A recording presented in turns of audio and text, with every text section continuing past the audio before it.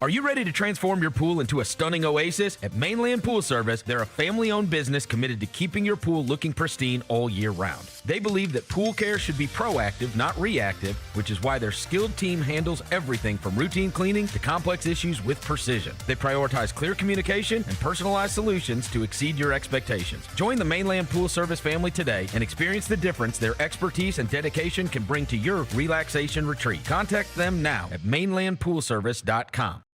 Kroger shoppers and Grizz fans. One exclusive last-minute discounted ticket deals texted straight to you. Sign up with the new Kroger Buzzer Beater deal. Fans can sign up by texting Grizz to 636-479 or visit your local Kroger store in the Delta Division and scan the QR code. By signing up, you agree to receive recurring automated promotional and personalized marketing text messages from the Memphis Grizzlies. Consent is not a condition of any purchase. Message frequency varies. Message and data rates may apply. Grizzlies fans, dunks, dimes, and no-looks are great on TV, but nothing compares to catching them IRL. And that starts with buying tickets at Ticketmaster, the official ticket marketplace of the Memphis Grizzlies and the NBA. Ticketmaster gets you to the game so you can catch every highlight in person. From seeing your favorite Grizzly stars up close to hearing the squeak of the sneakers on the hardwood. Put that jersey collection to use and get tickets at Ticketmaster. There's no better brag than saying you saw it live. See you courtside, Memphis. Own the 2025-26 Grizzlies season with the 10-game Flex Pack, the ultimate way to catch all the action on your terms. Choose your favorite matchups from intense rivalries to weekend thrillers and customize your pack to fit your schedule. With 10 games to pick, you'll never miss the moments that matter most. Visit Grizzlies.com/packs today to build your perfect ticket pack and cheer on the Grizzlies your way. It's your team, your season, and your schedule. So don't miss out.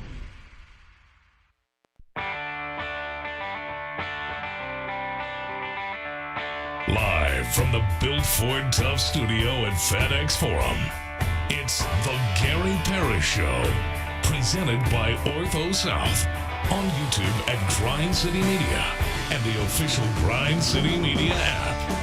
Now, here's your host, Gary Parrish.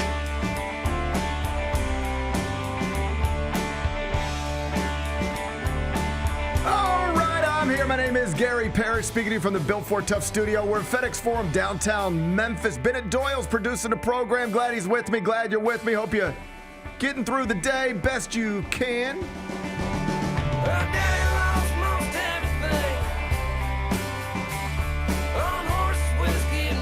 And I hope you didn't get your hopes up too much when, the Grizzlies, they cut it to 4 last night in the fourth quarter. All right, we got a ball game. Like a minute later, it was back up to 10, and a few minutes after that, it was over. It's another double-digit loss.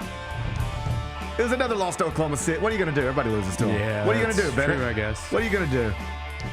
What are you going to do? We'll talk about it momentarily. First, though, quickly, let me set today's schedule for you. In the next segment, in about 20 minutes, going to be joined by Evan Hayes. He, of course, covers the Grizz for BillStreetBears.com, among other things. He's going to pop in studio with me. He's home from school. I said pop in studio with me. We'll catch up with Evan Hayes. He's going to be here in about 20 minutes. Finish talking to him, take a break, come back, do 5 more things you need to know, at which point we're going to discuss 5 previously undiscussed stories. Among them, Penny Hardaway's Tigers snapped their 3-game losing streak last night. 88-67 win over Alabama State. Doug McDaniel, he made 7 threes. We'll talk Tiger basketball in about 40 minutes. Elsewhere in college basketball last night, A.J. DeBonso went big again. BYU freshman got a 33-point triple-double to complete an incredible December. How incredible? We haven't seen one like this in at least 30 years. I'll give you the numbers. We'll do that in just a bit. The NFL has hit DK Metcalf with a 2-game suspension for making contact with a fan during Sunday's game. It's going to cost him a lot of money. I'll tell you how much in the third segment. The Kansas City Chiefs of Missouri could be moving to the state of Kansas. We live near state borders around here, so we can probably understand better than most what this must be like for them to deal with. I'll give you some details on that. We'll do that a little later on in the show. And Timothy Chalamet has made history as the first man to ever do a commercial on top of the Sphere in Las Vegas. I guess that's history, isn't it? Sounds like it. This dude is always up to something. Now he's on top of that thing. I'll show it to you during a segment we call 5 More Things You Need to Know. Then we'll eventually do GP's carry out and call it a day. So that's the rundown. we got a lot to get to. But I did want to start with your Memphis Grizzlies because game 29 of a scheduled 82, it was played last night in downtown Oklahoma City. It was just interesting enough, I think, to keep you interested, but ultimately it resulted in a double-digit loss. The final score, Thunder 119, Grizzlies 103. Inside Paycom Center, OKC led for 82% of the minutes and by as many as 18 points, won the game by 16. But that doesn't really tell the whole story because with 5:18 left, it was just a 4-point game, 101-97 after Kentavious Caldwell-Pope buried a 25-footer. Game on. Bennett, did you jump up? Did you say, okay, let's go? No, I did not. You didn't say, okay, let's go? No, I did not. I looked at my young son and I said, okay, let's go. I didn't. I mean, I was glad that it got tight, but I felt like I still knew the score. I don't know. There's times when that moment happens in a game and I'm like, okay, let's go. When that happened last night, I was like, okay, we'll see. I had a rough weekend. I got beat down by all of the things that I care about. Me too, man. All right. I'm dejected right now. I'm a little dejected right now. Yeah. All right. I'm beaten down a little bit, if I'm being honest with you. I'm limping into the holidays. I mean, I can put on a hoodie and try to pretend everything's okay, but right now I'm a fan of a basketball team with very few point guards. I'm a fan of a baseball team with very few players. Yep. And I'm a fan of a college basketball team that they won last night. They won. I was trying to be hopeful. That's what I was trying to do, Bennett. So when KCP knocked down that three, blurry-eyed as I might have been, I looked over at my young boy and I said, let's go. Okay. Turns out you're smarter than I. You must have remembered something I forgot. And that's that they've got Shai Gilgeous-Alexander. So he came down, no problem. Counter with a 27-footer. Yeah. So your 4-point. And he's allowed to take 27 steps. Like he do what he wants. Yeah, he can do whatever he wants out there. Hey, you ever win a scoring title? You can take as many steps as you want. You ever win a scoring title? You don't even have to dribble. If you ever win a scoring title, an MVP, a finals MVP, and a championship while doubling as a skims model, then maybe you can do whatever you want to do on a basketball court. Yeah, but till then, zip it. Okay. All right? He buried a 27-footer, this guy. And then Brandon Carlson, he made a three. So it was literally 61 seconds after the Grizz cut it to 4, and I was like, let's go. It was back up to 10. And then the Grizz never got closer than 8 the rest of the way. And now here we are on this Tuesday morning. It's always good to see you. It's good to see you. I hope you had the best birthday ever yesterday. Thanks, man. It was great. Just hung out with the fam. That's all you want to do. Had some cake, opened some presents. That's all you want to do on your birthday. Stuff. It was good stuff. If you got that's all you should want in life, right? Yeah. All right. So I'm glad you had the perfect birthday. Any additional thoughts on last night's basketball competition? Did you forget Brandon Carlson was a human being alive? Did you forget that was somebody who wears a basketball uniform sometimes? I would be surprised, but it seems like literally, they just bring dudes off the bench that I've never heard of, and I just assume they're going to be awesome. What if we reach the point? We haven't realized it yet, but we have reached the point where this whole Sam Presti is a genius thing ain't really right as much as somehow, some way, wizardry stuff. When you put on Oklahoma City uniform, you're just good at basketball. You're just good. Like I could take you and put you in an OKC uniform, throw you in downtown Oklahoma City, and you'd go 3 of 5 from 3. Yeah. Like I knew. Here's what I knew it was tough. First off, they're down a bunch of players as well, and you're still a 15.5-point underdog at tip-off, so that's not good. But then they're throwing lobs to Brandon Carlson in the second quarter. Come on, man. Why is Brandon Carlson dunking on me in the second quarter? Why is Brandon Carlson dunking in the second quarter? They're just throwing lobs to Brandon Carlson. I didn't even know he was alive. So I texted Roser and JB, and I was like, this is kind of a rough situation because it's the first night of a back-to-back. Tonight you have a game that, you think, I know you just lost to the Jazz, but you think it's a game you would have a better chance of winning than at Oklahoma City. But you're in a game that is within striking distance enough that you got to play it out. Like you got to play your guys the heavy minutes. You got to play it out. And they didn't ultimately lose. And I just hope that it's not, there's not going to be tired legs in the second half of this Jazz game tonight. Jazz coming off second night of a back-to-back too, so that's good. But I didn't like the situation that they found themselves in last night because not to be a pessimist, but like we just talked about, there was never really a moment that I was like, oh, they might really do this. I didn't think that. I looked at my son. I said, let's go. I know I was getting caught up in the moment. I know I got caught up in the moment, but I did look at my son and I said, let's go. When your superstar is allowed to take 15 steps, you're going to be up against it, man. Maybe it was 5. Do you have any issue with the substitution patterns in the fourth quarter? Because I think we're obligated to talk about substitution patterns. Okay, the thing is, man. My group text was lit up with some substitution patterns discourse. For sure, and I get it, and I understand. But, I mean, when you're playing with 8 players, like, it's going to be tough. Like, you got to find guys. You can't play them 40-something minutes on the first night of a back-to-back. Yeah. I get it. I get the frustration, and I was frustrated too, but I don't know. They're in a tough spot, man. Yeah, I mean, that's the thing. They're in a tough spot. We can dissect every bounce of the ball and every minute that is played. At the end of the day, it's a little bit like zoom out and take a picture. And you got 8 guys not playing. You're not going to do much like this, and especially not there. Mm-hmm. I mean, I almost would just rather punt on last night on some level.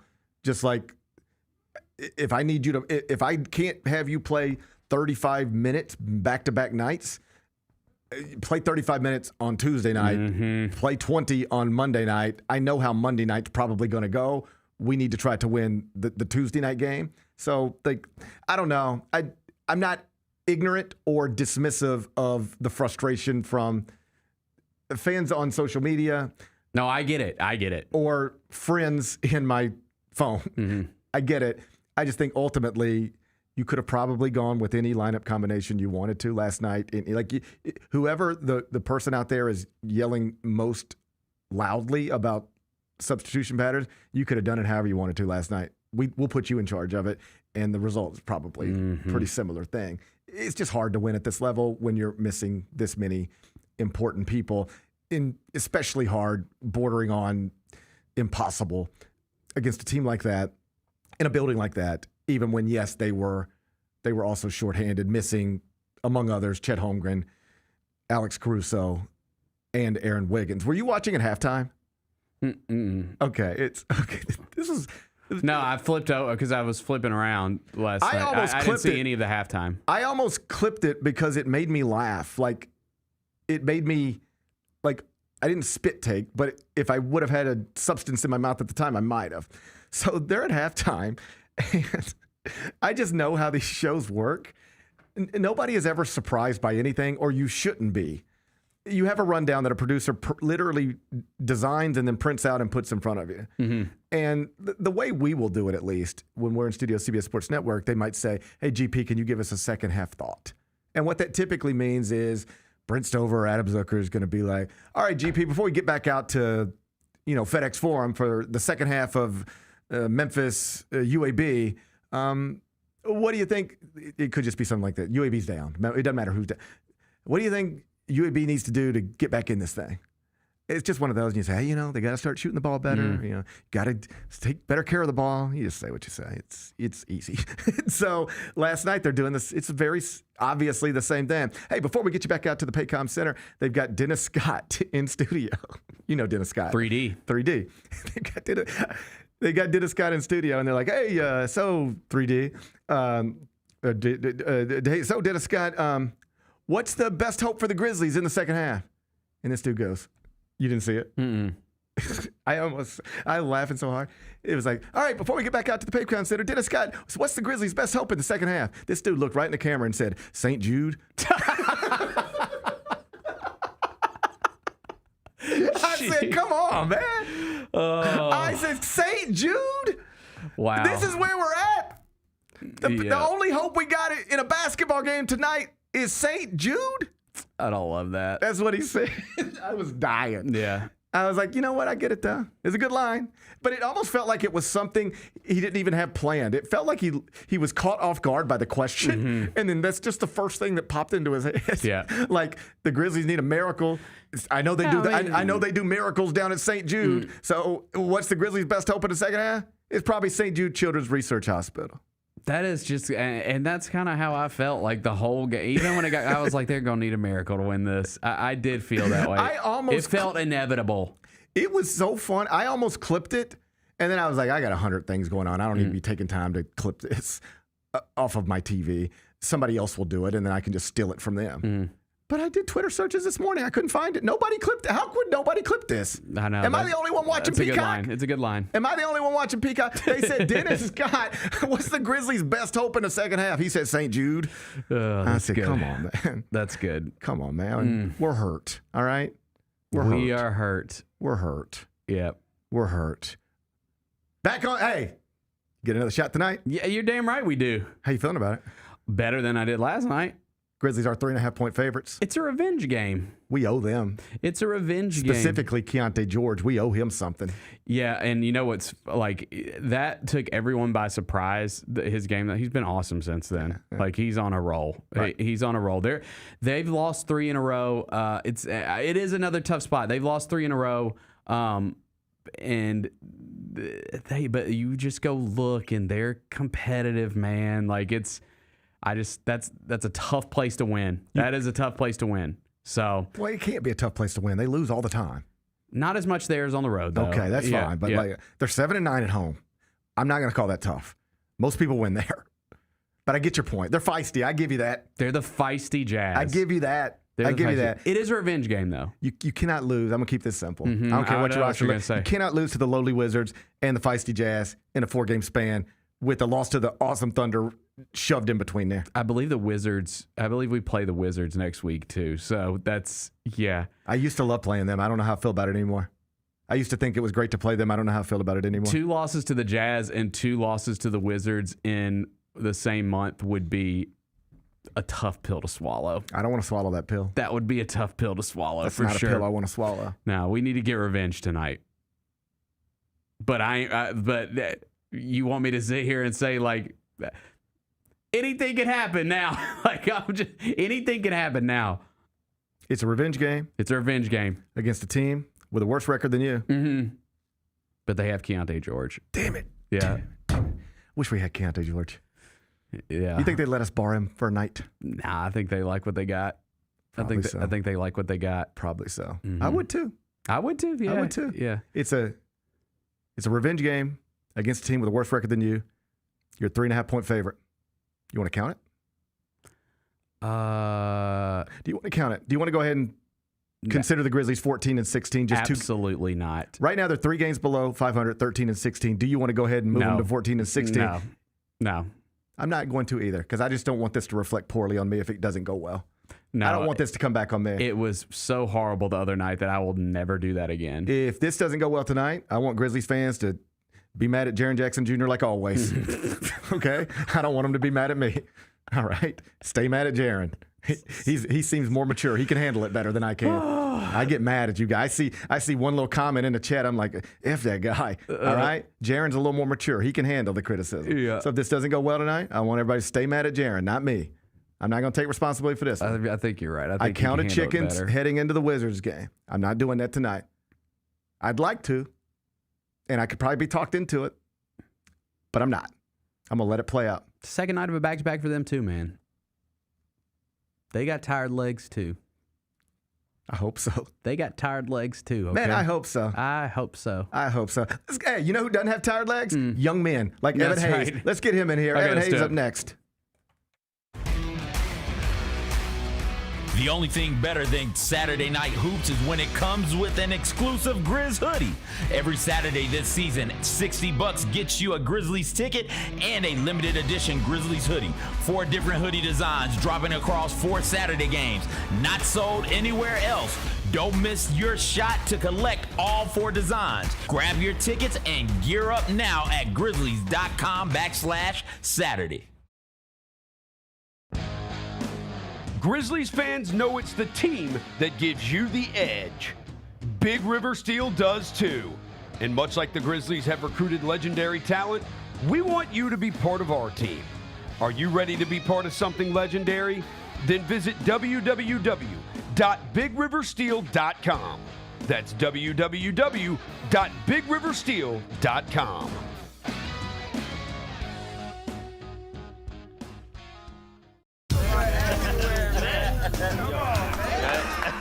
Now that's the new edition way. I feel like there's another level we can take it to. What you think, Mike? 2 steps ahead of you, Slick. What's good, bro? What you doing, man? I'm in. Woman, you don't even know what I'm getting ready to ask you. Here's the vision. All 3 of us on the same stage every night. Gonna go crazy. No barriers, no separation. It'll be like 9 kings and a queen. The next level starts now. How are you able to release and have an instrumental song become a huge deal? And I forget who the disc jockey was, but he put the wrong side on. He put the Green Onions by mistake and played the B side instead of the A side. No! And that's when the change happened. These people started to call the station and say, play that song again. The Chris Vernon Show, live on weekdays at noon on YouTube at Grind City Media and the official Grind City Media app.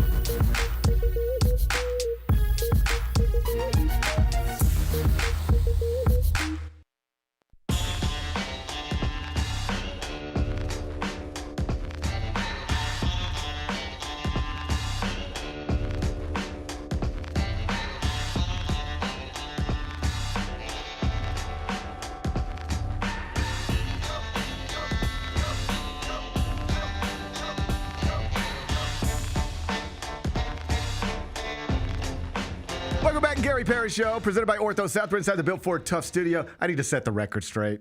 Yeah, I might have been a little blurry-eyed. You know, we didn't get started last night till about 8:40 tip. So by the time we get to halftime, I could have been a little blurry-eyed.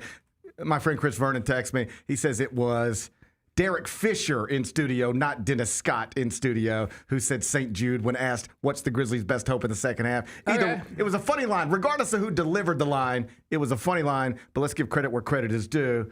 It was Derek Fisher, according to Chris Vernon. I'm going to trust Chris Vernon. Evan Hayes is in studio. How you been, man? I'm doing good, man. I'm happy to be back. Thank you for inviting me back. I'm home for the holidays, as every college student is right now. I'm just enjoying being home, being with my friends and family. So I'm enjoying a little downtime before, of course, when January starts, the grind starts back. So I'm just enjoying the time being home and, of course, doing this with you. So tell everybody what you're up to now. Bachelor degree done. You're in grad school now. What's new in the life of Evan Hayes? What's new is I have one more semester to be done with grad school. I'm getting my master's in communications media in the concentration with sports. I'm finishing my final track season as a Division I athlete, so that's kind of like a bittersweet thing as well. So just trying to finish strong, man. My last season as an athlete, last semester as a student, and just trying to set myself up good to go into the real world. So hopefully things like this can help out in that a little bit. So tell me your mindset. Are you somebody who enjoys college so much that you worried you're going to miss it when it's over? Or are you somebody who's constantly looking toward the next thing, a finish line, and you're ready to put that part behind you? Definitely the latter. I was like that too. Yeah, I honestly can't stand school. I know my parents may hate hearing that, being that they helped me go through this, but I'm always a long-term type of guy. Like, yes, I've enjoyed college. Yes, I've enjoyed building relationships and having the experiences, but I'm definitely looking forward to trying to be an adult a little bit. I understand bills come with that, but if I can hopefully find me a good job that I love doing stuff like this, I feel like I'll look at the next 20, 30 years of my life better than the last 20 I've had. I was the exact same way, and I look back on my college experience, and I was not a good student. Like, I don't think you could find a single professor that I ever had outside of the journalism building at the University of Memphis who would even remember me, but who, if they did, would describe me as anything other than a mostly absent, mediocre, committed college student. But that's because I spent every minute. It's not because I was in the bars every night. Yeah. I wasn't. It was every minute in the newspaper office, every minute stringing, working, focused on where I was trying to get to. And I viewed college as just a device to get to this place. 100%. But I do kind of regret it looking back because I'm not that smart. Don't say yourself short, GP. I think I could, like, what I mean is I wouldn't pass many tests if you gave them to me. Like, if you just started giving me science tests and stuff, I wouldn't do well on that stuff. Yeah. I can do what I do. This is it. I can do this. But I look back on it, and I think I missed out on a lot of stuff and probably disappointed some people along the way. It's not a big deal. I'm doing fine. Yeah, but, I feel like you're doing okay. I'm doing okay. Yeah, but yeah. I look back on my college experience, and I don't think I maximized it in the way that a traditional student should. It's worked out, but it sounds like you and I have our similar mindsets. Yeah, 100%.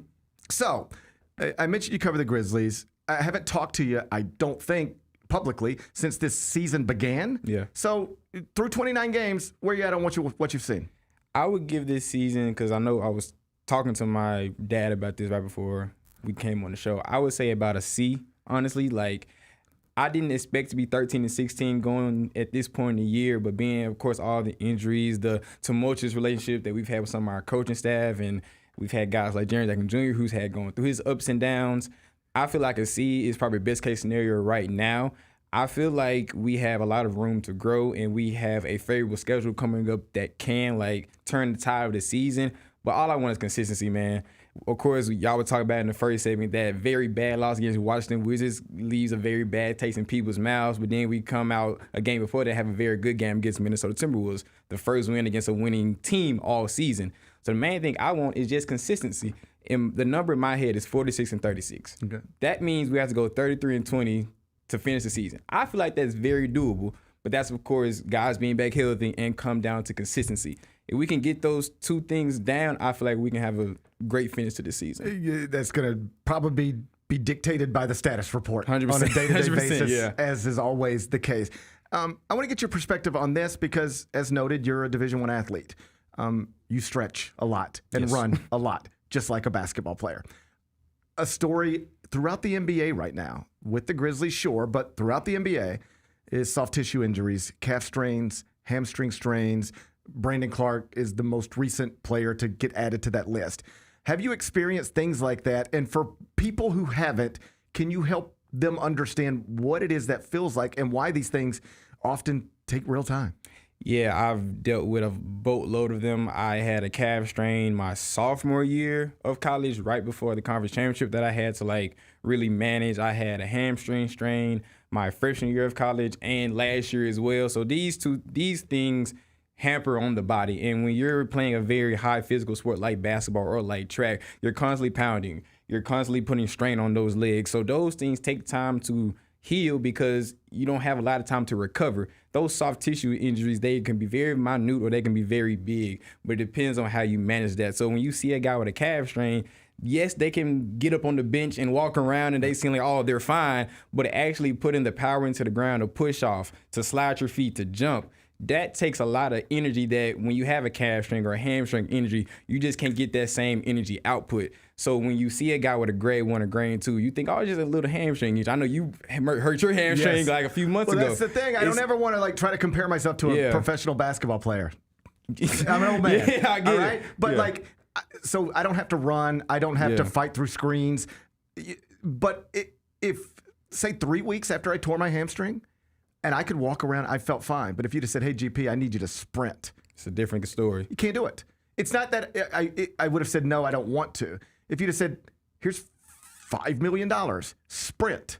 I can't do it. It's going to tear out the bone again. You just you cannot do it. It's like you don't know what it feels like until you've gone through it. I say the same thing about, this is all old men stuff, but like if you've never had a kidney stone, you don't know what a kidney stone feels like, and try to never know that feeling.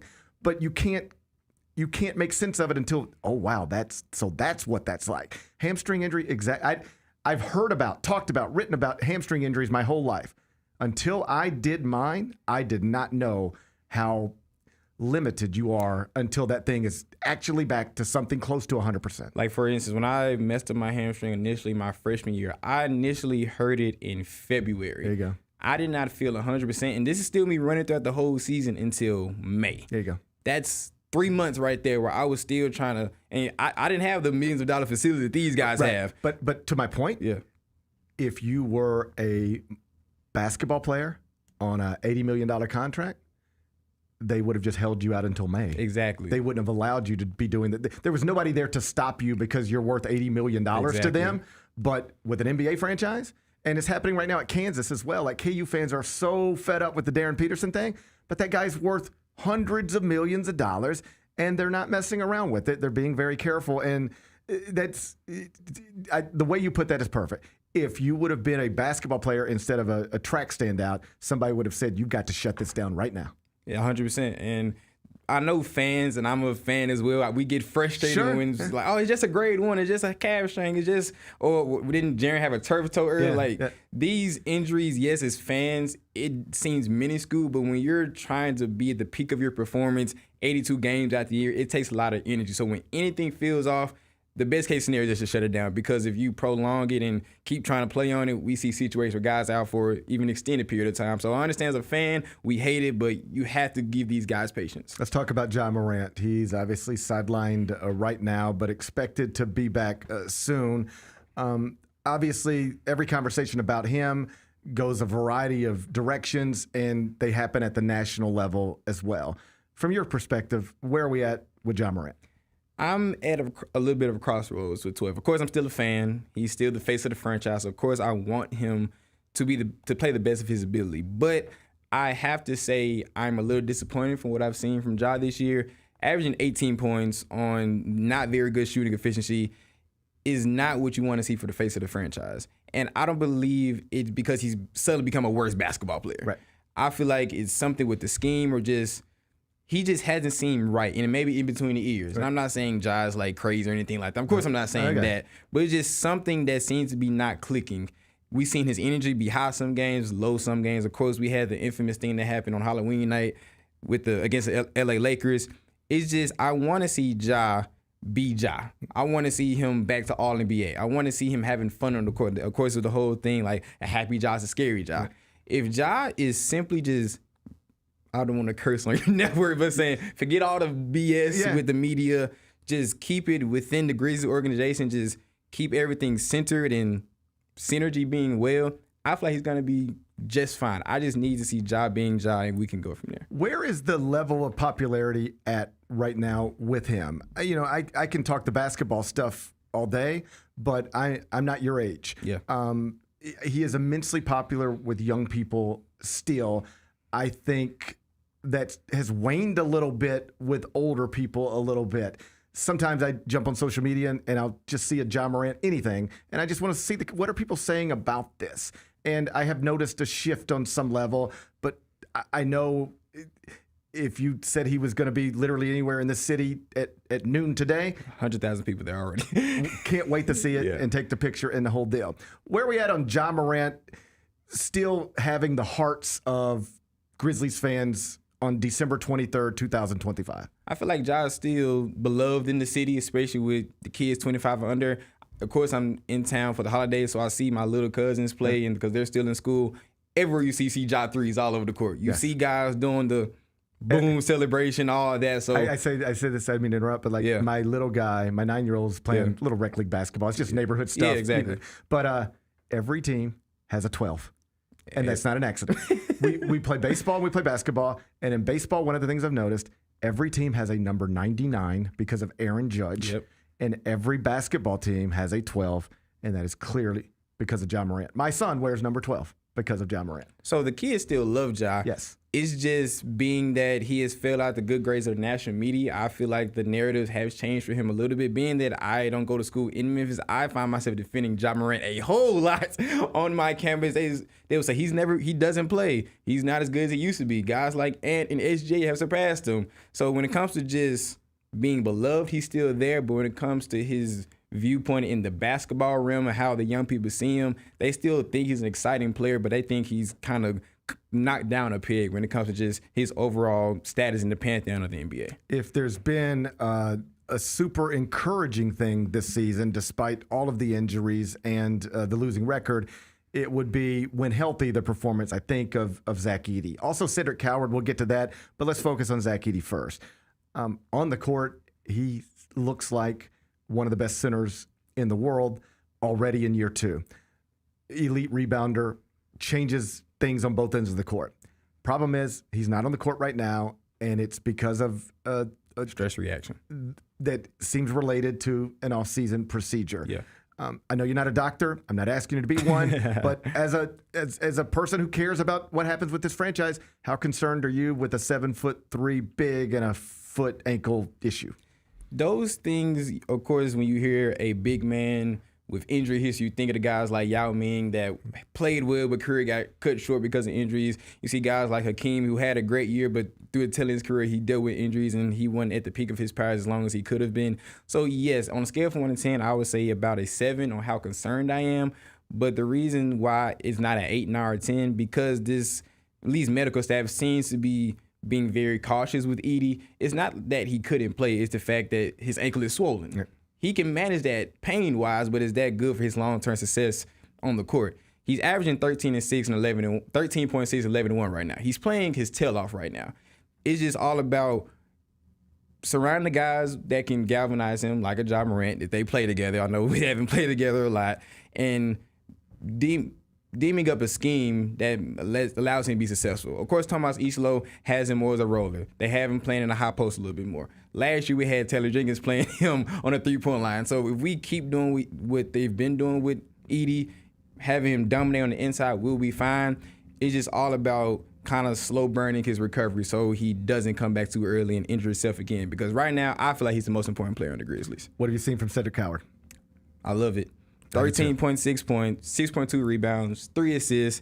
Efficiency isn't great. I believe he's shooting around 47% from the field and maybe 32% from the three-point line, but he looks like a vet. I know he's only 22, 23 years old, and he hasn't played a lot of high-level basketball because he only played 9 games last year, but he doesn't seem like a deer in the headlights when he's out there. He is such a high IQ. He doesn't take bad shots. He rotates very properly. He rebounds very well for his size. I feel like once his rhythm comes and his offensive bag just improves, he's going to be unstoppable. I feel like his floor is like a Harrison Barnes, like a starter on a championship team. His ceiling, a Kawhi Leonard. I really think that, of course, with Ja, Jaren, and Edey, he's that fourth pillar that's going to be the cornerstone for this franchise. I love Jalen. Of course, I want Jalen to be on this team for a long haul, but I 100% think that Sid has been the best wing on this team this year, and he's going to cement himself into the future as being the wing that we've been chasing since Rudy Gay left. That's been the cornerstone for this franchise. So let me get you out of here with this. I think the hope among Grizzlies fans is that eventually most of the roster is healthy. Yeah. I think talking about when everybody's healthy is like that. I don't think that's ever been a thing. I don't think when everybody's healthy is like when my kids put up all their clothes. Like it's just never gonna happen. We can say it, and it's a fun thing to think about, but I ain't never seen it. So let's stop short of when everybody's healthy, but most people are healthy. And in theory, you could throw out a starting lineup of Ja Morant, Jalen Wells, Cedric Howard, Jaren Jackson Jr., and Zach Edey. You get into the play-in. Is the hope there that with that starting lineup and the pieces around them, Scottie Pippen's back, Ty Jerome's back, Cam Spencer's making shots, that regardless of the number next to the name, regardless of where you're at, that's a team equipped to at least compete in the postseason. Just make sure you get to play an 83rd game, get there one way or another, and then you've got a roster, if it's close to healthy, between Ja, Jaren, Sed, and Zach at least, you've got something that could maybe surprise some people. Is that where we're at? Yeah, that's how I feel. I was talking about this on my show last night. If we have our top 7 to 10 guys healthy, I believe we can compete with any team in the league. Of course, we saw last night against OKC, they were down 8 guys. We were down 8 guys. So we were in that game. Yeah. Cut it to 4, and then they just did OKC things in the last. It was 4, then it was 10, 61 seconds later. And then we played competitive against the Lakers a few times. We've just beat Minnesota. So we've had flashes of this team being a very good basketball team. Of course, that thing about always health. But if we have the starting 5 you mentioned, plus a Jerome, a Cam Spencer, who's having a resurgence this year, he's shooting 50, 90 splits right now, have Santi coming off the bench, Londale, KCP, I feel like that's a deep enough roster that we can compete with anyone in the league. That is Evan Hayes. He writes about the Grizzlies at BillStreetBears.com. Tell people, because I don't know when we're going to get you back in here. We will. But between now and then, where can people listen to you talk about this stuff? Of course, I currently work for Bluff City Media. I have a podcast called the No Bluffing Podcast. It's every Monday around 6:30. I also do post-game lives for them. We call it the post-game bounce. I just did one last night, so you can find me on there. Every week, you can find me writing for Beale Street Bears, and you can follow me on Twitter at E11Hayes. And I'm talking all things sports, college basketball, college football, I talk about wrestling a little bit. Yeah, man, I'm in the HBCU space. I just got done completing my first season as a commentator for Alabama A&M University, doing the post-game radio and pre-game radio, so that was fun as well. So I'm just trying to do everything I can, GP, and I appreciate you having me on. So if y'all want to find me, support me, tap in with me. Look how busy you are. Trying to stay busy, man. Stay that way. Stay Yes, that sir. way. And you're going to look up one day and you're not going to know exactly how you got where you are, but it's going to be all traced back to the work you're putting in right now. Yes, I'm sir. proud I of you, man. appreciate Keep that. doing what you're doing. Thank you, sir. All right, brother. That's Evan Hayes. Make sure to find him on X. When we come back, turn our attention to Tiger basketball. Snapped a 3-game losing streak last night inside FedEx Forum. A nice game for Doug McDaniel. He was making shots from the perimeter. We'll get into it next. Gary Parrish Show presented by Ortho South. Southland Casino Hotel is helping you navigate to Santa. Win your share of over $550,000 in free play and a brand new Lincoln. Here Comes Santa takes flight on Saturday, November 1st, when you can begin earning entries. And don't forget the grand finale drawings on Saturday, November 29th and Saturday, December 27th to win a share of over $40,000 in free play or a brand new Lincoln. Win big during Here Comes Santa, only at Southland Casino Hotel. It's gonna be food.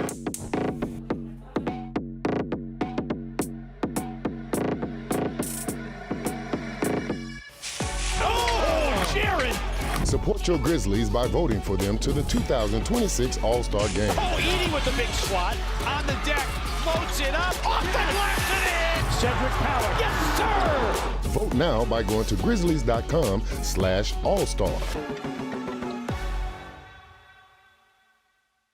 Kroger shoppers and Grizz fans. Want exclusive last-minute discounted ticket deals texted straight to you? Sign up with the new Kroger Buzzer Beater deal. Fans can sign up by texting Grizz to 636-479 or visit your local Kroger store in the Delta Division and scan the QR code. By signing up, you agree to receive recurring automated promotional and personalized marketing text messages from the Memphis Grizzlies. Consent is not a condition of any purchase. Message frequency varies. Message and data rates may apply. Memphis. Monday Night Raw returns with non-stop action, unmatched energy, and the superstars you love. We don't get mad, we get even. We don't go home till we beat them. This is our time, we ain't leaving. Give me the crown undefeated. Witness the moments you'll never forget. Monday Night Raw, Memphis. Monday, February 16th. Tickets and Ringsider packages on sale next Friday. Jeff Dunham, Artificial Intelligence, his all new tour. Just a hand. You're the other white meat.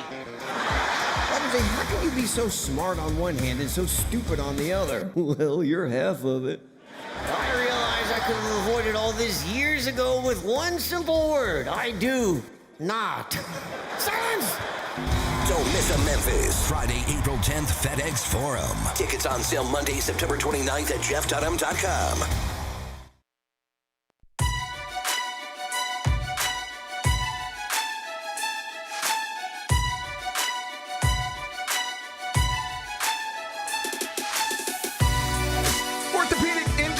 Can be unpredictable, unforeseen, and unscheduled, and Ortho South understands this better than anyone. Since your injuries don't make appointments, you don't need to either.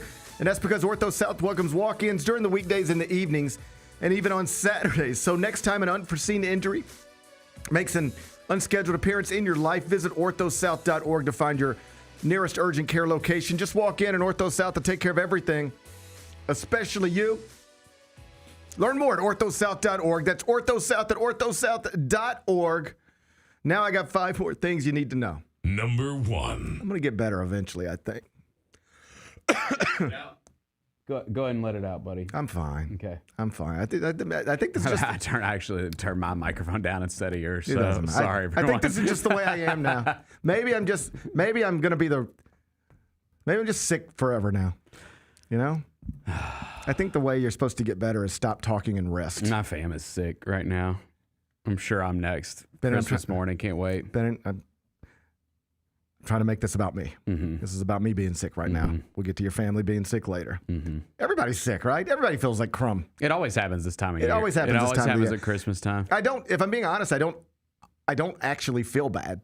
But I know I sound bad and I stopped up and I can't stop coughing. But I don't feel bad. in part because the Tigers got a win last night. Yeah. Well, you should show a little more excitement, Bennett. It was a nice win over a bad team. Bennett, you take them wherever you can get them. 88-67. Yes. I'm glad to get a win. That was a convincing victory over Alabama State. Yep. Did you see Doug McDaniel?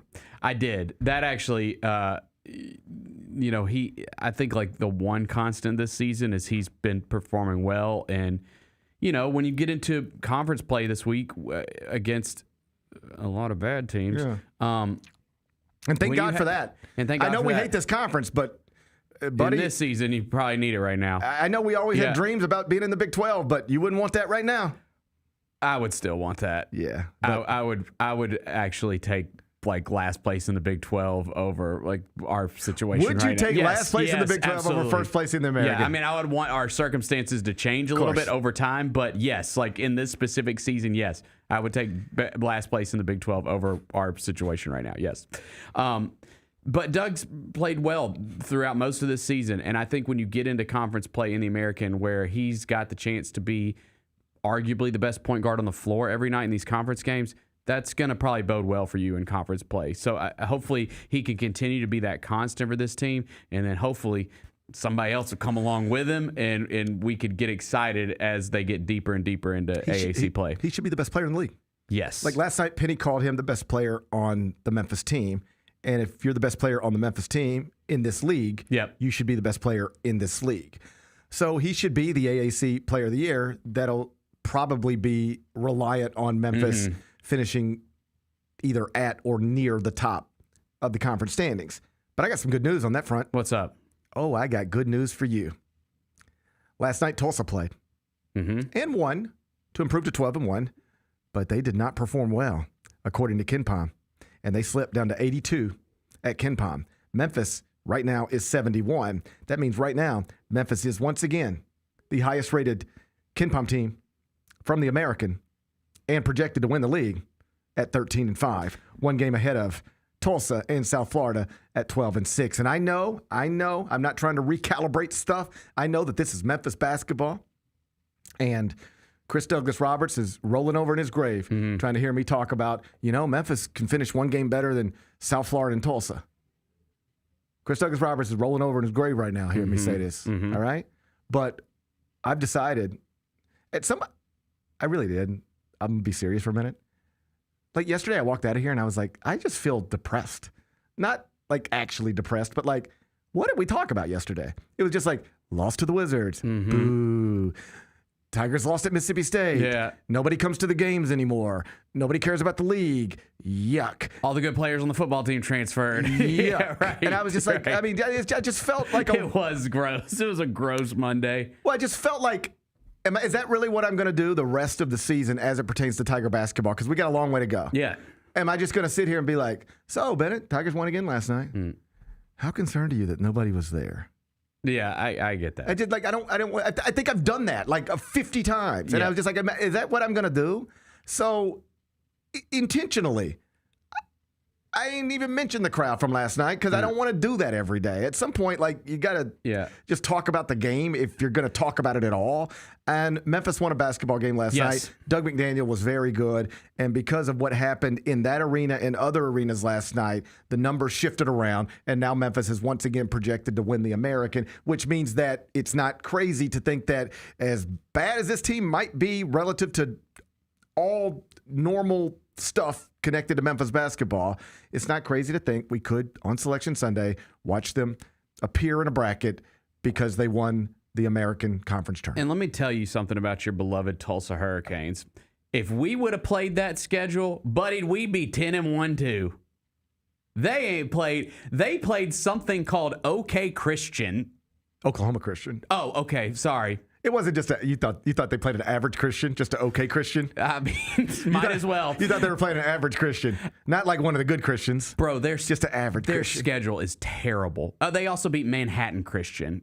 They beat all the Christians. They have beaten schools that I have never heard of in my life. They beaten all the Christians. And, what do you think that says? Their only losses against the only their only losses to like the worst team in the Big 12.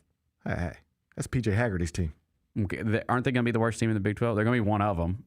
They could be one of them. They could be one of them. Okay, so we'd be 10-1 if we played that schedule, at least. Well, I mean, yes. You lost at home by double digits to UNLV. I don't know if you can start talking about you'd be 12-1 with Kansas State's schedule when you lost by double digits at home to UNLV. Okay, then I'll throw. That's fine. Why are you making me talk bad about Memphis again? I'm just saying, man. I still. What do you think it says about Eric Conkle that he's beating up on Christians nonstop? That does say something, I think. What do you think that says about Eric Conkle at Tulsa? Dude, I was just looking because I knew we were going to talk about the league a little bit, and I was just looking at some.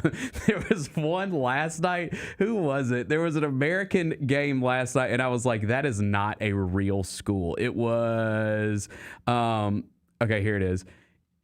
It was North Texas won 109-56 over, I guess this is the Oklahoma Science and Arts School. Yeah. Like, how are you even allowed to play that team? One of my things with college basketball that if you ever got a CBA and you could have a commissioner and you could actually like change some things, it is ridiculous how many games are played between two teams that should not be on the court together. Like in the NBA, yes. Even when you get the Thunder against the Wizards, it's still two professional basketball teams theoretically operating with the same, resources, and like one's really good and one's really bad, but in theory, the gap is not supposed to be as big as it probably is. Yeah. And that's the extremes. That's 1 against 30, all right? In college basketball, every night in November and December, somebody good is playing somebody they should beat by 30, 40, 50 points. Why do we play these games? This is supposed to be entertainment. Like if I were a college basketball season ticket holder, I would not buy season tickets unless I was a Duke fan or a Kansas fan or something like that, because you are asking me to pay for a package of games, and about half of every high major school's non-league schedule is just garbage. Yeah, like, dude, why do I want to go watch you play that game? And Dan Hurley, I give him credit, has said basically he's ready to be done with the bye games. Like, why? I saw that. He was just like, there's a money component to this where you are selling season ticket packages. You need home games, and the best way to get them to make it make sense, rather than we'll play you here, then we'll go there and play, is just, well, here's $100,000. Come play us. These are easy schedulers. Here's $100,000. Come play us. Now we'll sell 14,000 tickets. That's how we make our money. Yeah. So there is like an actual money reason to play buy games sometimes for both schools. The little school gets the check. That's how they pay for their program. Mm-hmm. And the big school gets to sell 13,000 tickets for a game, but only has to pay $100,000 to get an opponent for the game. So that's why buy games exist. That is why buy games will always exist. But there shouldn't be this many of them. No, and if Memphis scheduled Oklahoma Science and Arts as a home game, I would make fun of them on here. I would be like, come on, man. Like, you say what you want about Alabama State. They were in the NCAA tournament. Like, they were in the first four. I mean, in New Orleans, like, that's a team that's, like, trying to become competitive. Like, it's not like they're not scheduling science and arts schools as their buy games. That's okay. Fair. But there's too many games that should not be played in college basketball every night in November and December. And if I'm ever put in charge, I'm going to try to improve on that. All right? Yeah. This is what I was trying to tell you before you decided to shit on Tulsa's schedule for no reason. All right? This is what I was trying to tell you.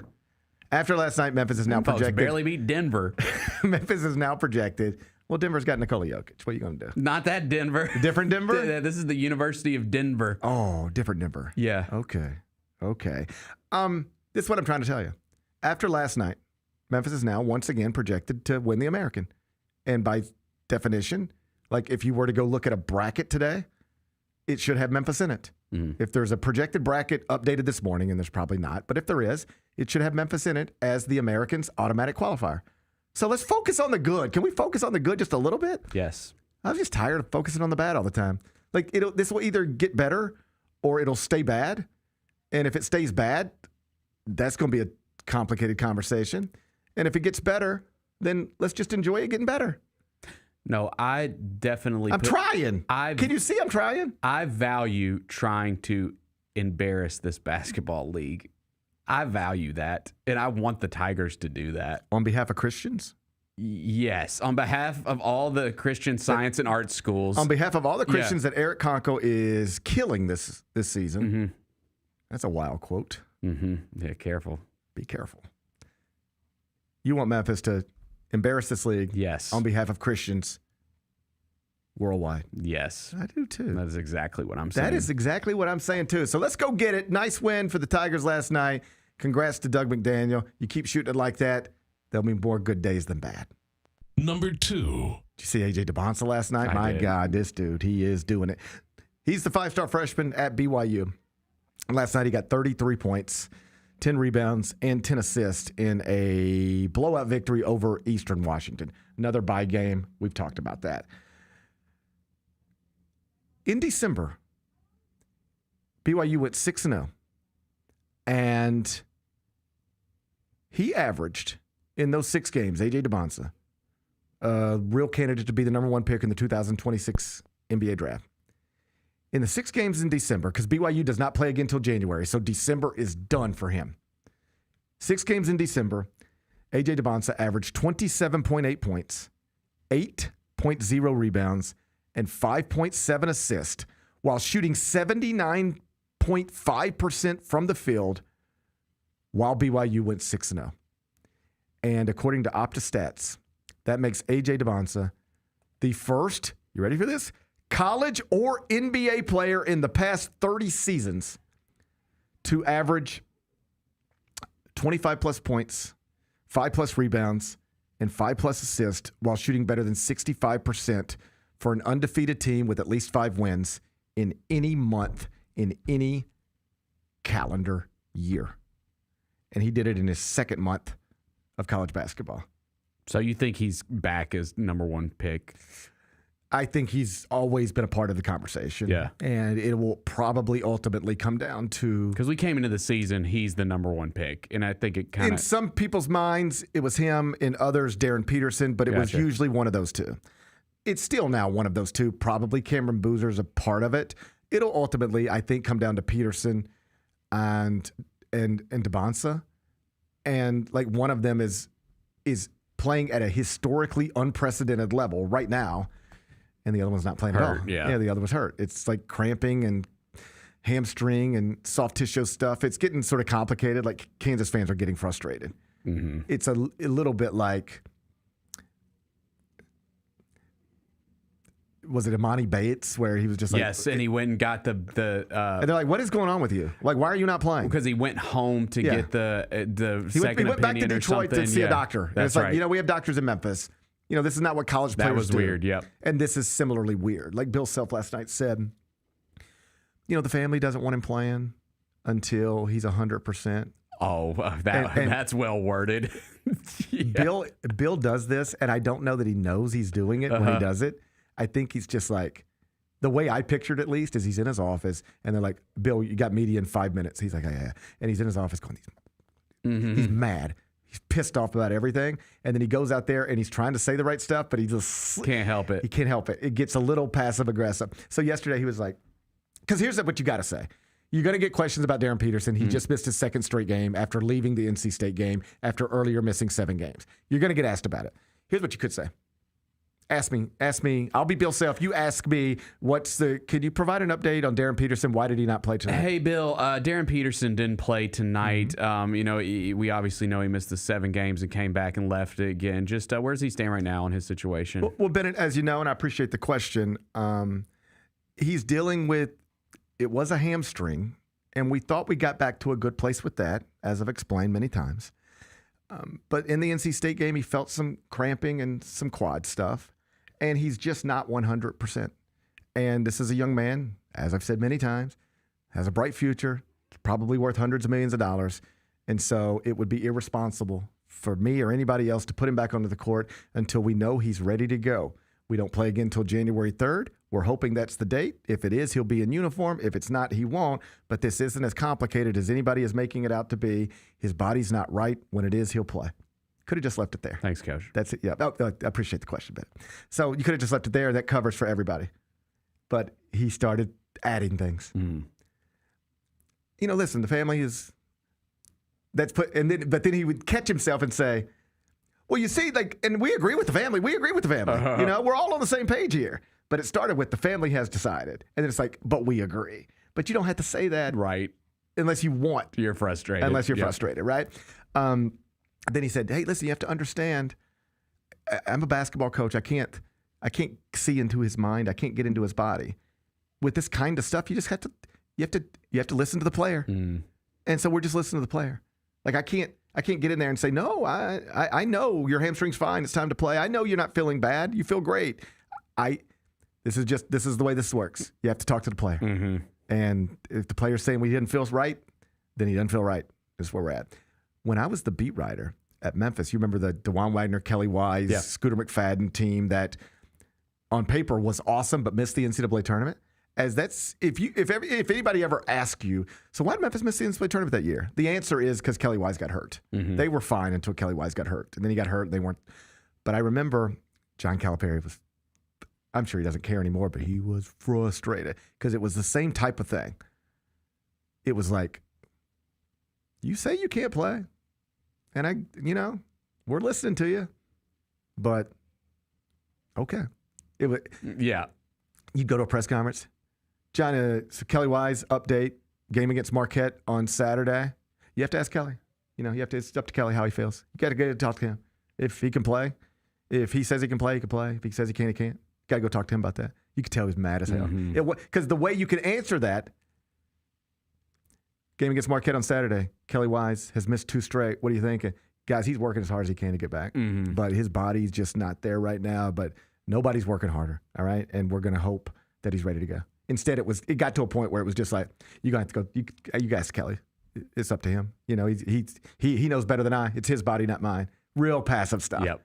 So that's where they're at with Darren Peterson. Meantime, DeBonsa is just like taken off. Cameron Boozer is still the leading candidate and should be for National Player of the Year, but DeBonsa is closing on him. And if you do a January like you did a December and a February like you did December, then you're going to be holding all the trophies at the end. Obviously, going into Big 12 play, going to be a little more complicated than what he's been dealing with mostly in the non-league portion of the schedule. But between the dunk he had the game prior and the triple-double he had last night. Oh, by the way, here's another one. Last night, 33-point triple-double. He's the youngest player in NCAA history to ever have a 30-plus point triple-double. Like that, this is all impressive. This is all new stuff. And so Cameron Boozer right now leading candidate to be National Player of the Year. Darren Peterson right now, most people's projected number 1 overall pick in the 2026 NBA draft. But AJ DeBonsa, he could take both of those titles at some point.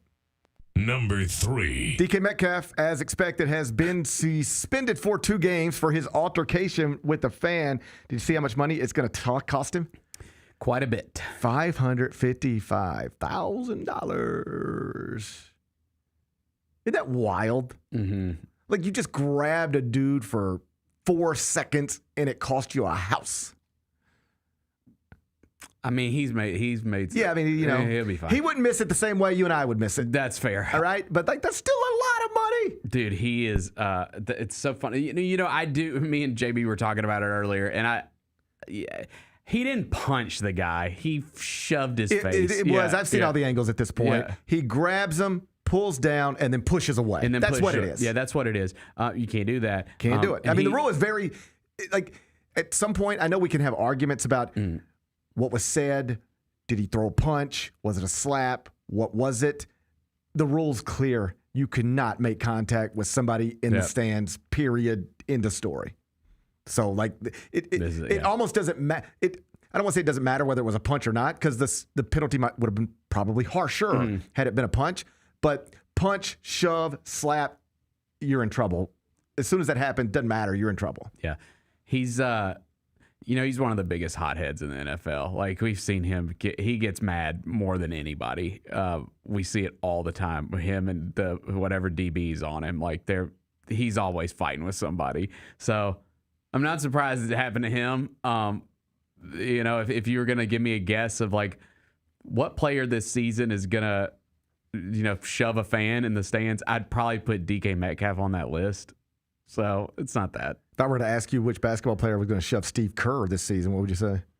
Might be Draymond Green. It would be Draymond, yeah. Probably be Draymond Green. So DK Metcalf suspended 2 games, and it cost him nearly $600,000. I hope that whatever it was, the pull-down push-up, I hope it was worth it. Number 4.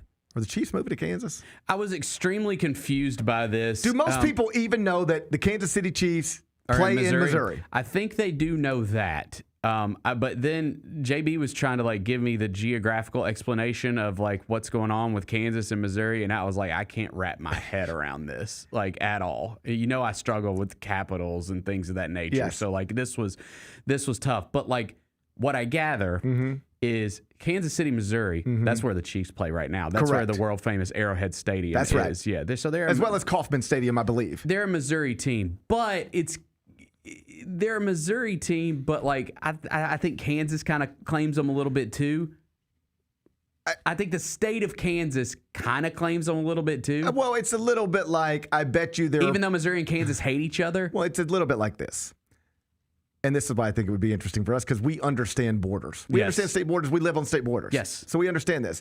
It's a little bit like, are there people in Mississippi who care about the Grizzlies? Of course. Yes. Yes, like my family. Yes. Okay. Are there people in Arkansas who care about the Grizzlies? Yes. Of course, right? Because this is the closest professional thing to those people, despite it being in a separate state. So, yes, it is safe to assume that the Kansas City Chiefs, though playing in Missouri, also has plenty of fans in the state of Kansas, just across the state border. But they're going to be the Kansas City Chiefs of Kansas in Kansas City still. Yeah, because the Kansas City, Kansas. They're going to be the Kansas City Chiefs. Don't try to screw up the name. They're going to be the Kansas City Chiefs regardless of where they play. And they're still going to play in Kansas City. It's just the Kansas version. Let me read it to you. The Kansas City Chiefs will be moving from Missouri. I told you it was confusing. To a dome stadium in Kansas in 2031. Governor Laura Kelly and team owner Clark Hunt confirmed in an announcement on Monday at the Docking State office building across from the state capitol. It completes a lengthy process in which the Chiefs focused on choosing between 2 specific sites, moving to a state-of-the-art dome stadium in Kansas, or renovating Arrowhead Stadium in Missouri. The new stadium was previously projected to cost $3 billion, while renovated Arrowhead Stadium would have been the cheaper option at roughly $1 billion. So let's see, where exactly is this going to be located? In a small town called I don't even want to mispronounce it. It's a small town you never heard of. Okay. Starts with a O. It is in Kansas, pull up my but map. it wouldn't technically be Kansas City. But do you understand, like, the Atlanta Braves don't technically play in Atlanta, I don't believe, anymore. And the New York Giants and the New York Jets don't even play in New York State. They play in New Jersey. So they will still be called the Kansas City Chiefs, but they will play outside of this state of Missouri that they've called home forever. And is Olathe, is that what you're talking about? I think so, but I didn't want to mess it up. I think that's how you say it. I think it's Olathe. Hey, give it your best shot. Whatever. Right. So they will play not properly in Kansas City, but they're not going to change the team name because of that. It's just like the 49ers. They don't play in San Francisco. They play in Santa Clara. I mean, I'd be interested to like hear, you know, what they're talking like on shows like this in Kansas today, because you do. I mean, you have the border war. Like there is some hatred between the two states. Just think about this. Yeah. Again, I don't understand the dynamics of the Kansas-Missouri border and all that stuff. Yeah. But I can tell you, living on a border my whole life, if the Grizzlies moved, if we woke up tomorrow and the city of Memphis and the Grizzlies could not get a lease agreement, and instead DeSoto County said, we will build you a new, however many billions of dollars it cost, state-of-the-art arena in South Haven. Yep. You know, right there behind the silo. And the Grizzlies are still going to be the Memphis Grizzlies, but they're going to play their games in a new state-of-the-art arena in South Haven, Mississippi. How do you think that would play? It wouldn't matter much in the great, like it would be you're 25 minutes from here. Not even that. Okay, so it's not like you're losing the Grizzlies. You're just watching them cross a state border. and playing 20 minutes further from where they used to play, how would that go over? I don't think it would. I think initially it would not go over well. It would not go over well at all. It would not go over well, but I think it's one of those things that it would go away pretty quickly. Oh, I don't know. You don't think so? I think it would get complicated. You think because Memphians would really have an issue with that? I think Memphians have issues with the state lines. Yeah. I could. Among the reasons my wife and I live where we live is because we both grew up in DeSoto County. That is where we're from. It does not seem like a foreign country to us. It does not seem like a distant place to us. It is basically where we have both been all of our lives. So I have no mental hang up about living in Mississippi and working in Memphis and going back and forth every day. But you would. You couldn't live in my neighborhood. Or you wouldn't want to live in my neighborhood. Like, you'd be like, I don't want to live in Mississippi. It's 20 minutes away. But that state line, if Hernando was Hernando, Tennessee, it would be treated just like Collierville. People would be moving to Hernando from Midtown and downtown and raising their families there. But there is something about that state line and the idea of Mississippi, and I get it, I understand. But there's something about that state line that makes people go, not there. We'll go east, but we won't go south because of the state line. I think people would be perfectly comfortable living 20 minutes south of Memphis if 20 minutes south of Memphis was still Tennessee. But because it's Mississippi, people have a hang up on it. And I think similarly, there's a thing with Arkansas too. Like, you could live in downtown or Marion, and you might be within 5 minutes of each other, but there is a dramatic difference in perception between living on this side of the river and that side of the river. New York, same thing. Hey, where you live? Manhattan. Ooh. Where do you live? New Jersey. They're both 20 minutes from where you're trying to get to. Well, where are you at? Are you in? So you're in New York? Oh, we're in Connecticut. Oh, okay. So not Manhattan, not New York, New Jersey. Okay. There are perceptions attached to all of this, and I wonder if that is a thing happening in Kansas, Missouri right now. If there are people who live in Missouri who go, I can't believe we're going to have to cross the state line and go to Kansas to watch the Patrick Mahomes play. What do you think? Yeah, and I love all of our neighbors. I just hope they continue to come and enjoy our beautiful city. But I think with NFL, it's probably a little different than other sports because I do think that there is like this. Just you assume that your stadium's going to be kind of off somewhere in the middle of nowhere in the NFL. A lot of these places. A lot of them they are. Right? A lot of them they are. Yeah. Like it's going to be in a suburb somewhere or like just out in the middle of nowhere because they're so big. Right. You know? Right. A lot of them are just out. Like even AT&T Stadium, like the Cowboys Stadium, I think it's built up around there now. But for a while, when I would go there I've been there a bunch of times for basketball games. And it was just like strip malls and stuff around there. There's just nothing there. It's just this amazing stadium and just like little nothing fast food restaurants and strip malls. And so, these things are too big to build in Manhattan. Like, there's a reason the Giants and Jets Stadium is in New Jersey. You can't put a football stadium in Manhattan unless you want to get rid of Central Park. So, I guess in that regard, the new stadium in Kansas is just going to be a big stadium outside of your traditional big city on the outskirts of it. And so in that way, it's no different than anything else or most other things. But I do wonder if that people have a hang up about it being in a different state because I do think they would here, even if it didn't matter that much to the trajectory of the franchise. I do think if the Grizzlies played in Mississippi or Arkansas, like within 20 minutes of where we are at right now, but technically in Mississippi or Arkansas, the whole thing would be perceived differently, even if you called it by locals. Outside of here, nobody would even know the difference. The same way most people don't even know the difference between San Francisco and Santa Clara. But locally, I think people would feel that, and it would be something. Anyway, back to the new stadium. Among the reasons they're doing it here, it's tax stuff and all that. It always comes down to that. But they're gonna get what amounts to $1.8 billion in public money and then spend $1.2 billion of their own money to get the $3 billion pot to build what all of these places are going to end up doing. A domed stadium. At least retractable roof. Yep. You've got to be able to close the thing. It just shuts you off from so many big-time events if you don't have a roof on it. It's almost like if you were building a house and somebody said, hey, it's going to cost you, I can get you this house for this price. It'll cost 50% more if we do this really nice thing to it. But I'm just telling you, if you do this really nice thing to it, it's going you're going to love that you did. You're going to regret that you did if you don't do it. That's sort of where we are now. You can build the no roof stadium in the year 2025 in America if you want to, but you're going to look up at some point and you're going to go, Jesus Christ, we're covered in snow. You're going to look up at another point and you're going to say, my God, it's 108 degrees out here. And then you're going to be able to just not book a lot of big events that you otherwise could book.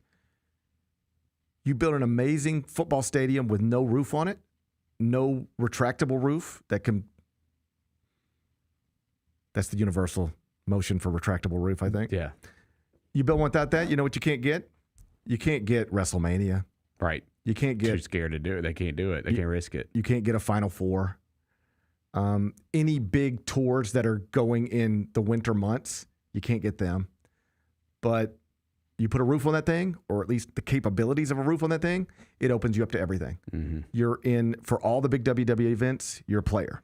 For all of the big Final Fours and regional sites, NCAA tournament, you're a player. For a Super Bowl, you're a player. And so it's just silly not to do it at this point. Like, what is the point of spending 1 point whatever billion to have a place without a roof when you can double it plus a little bit more and have something that they claim will be state of the art for 50 years. I don't know how they know that, but that's what they're claiming. We do this, we got it for the next 50 years, and in the next 50 years, every year we can bid on the biggest events in sports, regardless of whether they played outside or inside. So that's what they're doing, and they're moving into Kansas. And I'll check in with my man Serena Petro in Kansas City, and after I talk to him, I'll have a better grasp. Let me know what's going on. I'm gonna let you know what's going on. I'll have a better grasp for it after I talk to him. Number 5. Timothy Chalamet.